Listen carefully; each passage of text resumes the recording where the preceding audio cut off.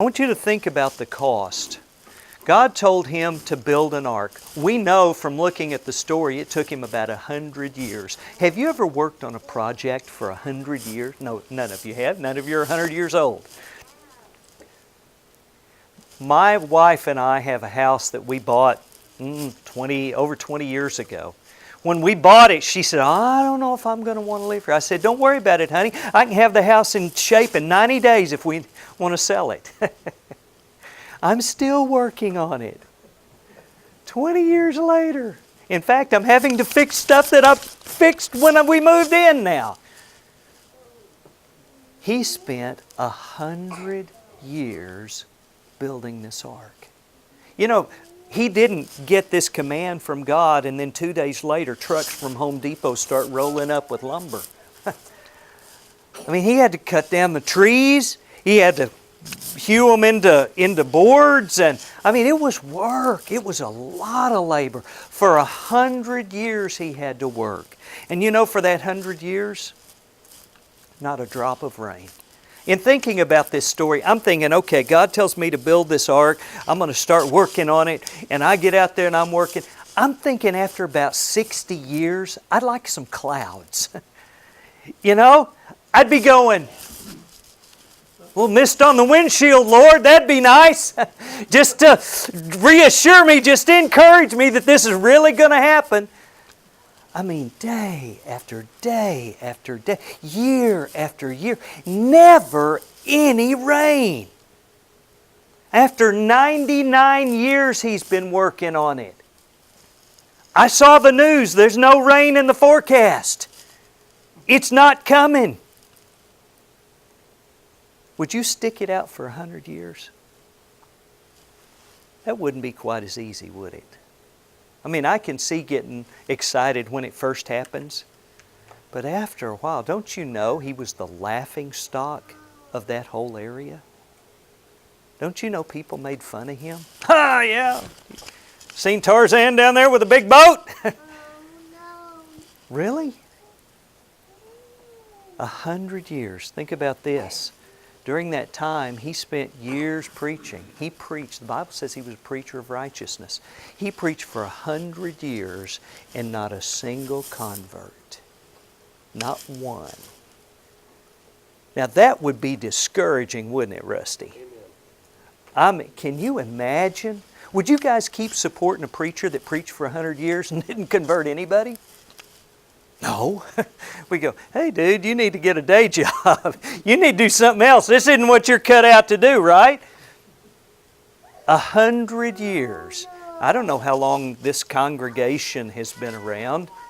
Has it been here 100 years? Any of you? No? Probably not 100 years. Can you imagine if you'd been here this whole time and never converted anyone? And Noah just kept preaching. He just kept preaching. He just kept on spreading the good word. I say the good word, the warning word. He lost a lot when he went into that ark. He gave up a whole lot in this process. Number one, he lost family. We know he had family. And he had his 3 sons and their wives, and that's it. None of the rest of his family went with him. Do you love your family? I hope you love your family. I love my family.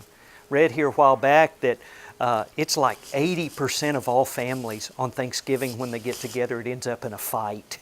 Isn't that crazy? Our family doesn't end up in a fight like that. I love my family. I hope you love your family.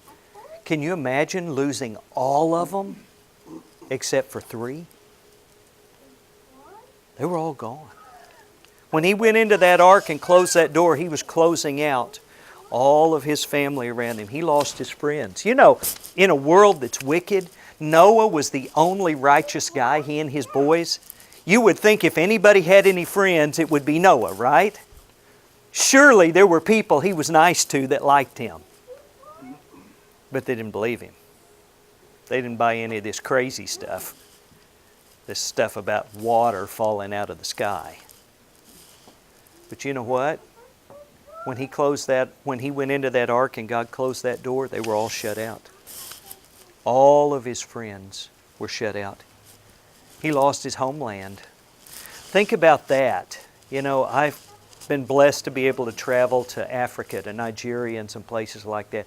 Now, I'm going to tell you something. I love America. America's a good place. When you get back on the ground in America, it's good to be in America. What a blessing it is to have the freedoms that we have, right? Noah wasn't going to have any homeland when it was over. There weren't going to be any elections to fight over. It was just all going to be gone. Noah lost his income. When it was over, I don't know what kind of job Noah had, if he had a job like we think of jobs nowadays. But when it was over, he wasn't going down to the Home Depot to get a job because there wasn't going to be one. There was no government to work for. There was no engineering firm. They weren't selling valves. None of that stuff existed anymore. It was gone. There was no way to go to work and earn a living. There was no one to work for. He lost his credibility. As I said, don't you know people made fun of him? After a while, he was just that crazy old guy building the boat in the middle of the land. That crazy old guy that said it was going to rain. Did you know that at this point the Bible teaches us that it had never, ever rained? It had never rained. Nobody had ever seen water fall out of the sky. And this crazy guy's running around trying to convince us all to get in this big boat because so much water's going to fall out of the sky, it's going to cover the mountains. We'd think he was a loony. But even considering all that he lost, he survived. You see, it was worth the commitment to lose everything. You remember we read a verse yesterday that the Apostle Paul said. He said, I count everything loss. He said, it's just rubbish to me. It's just meaningless for Jesus Christ because Jesus is that valuable. This guy lost everything he could lose in this world and everyone he could lose in this world except for his immediate family. But he survived. He lived. He didn't die. He had this all-in type of commitment.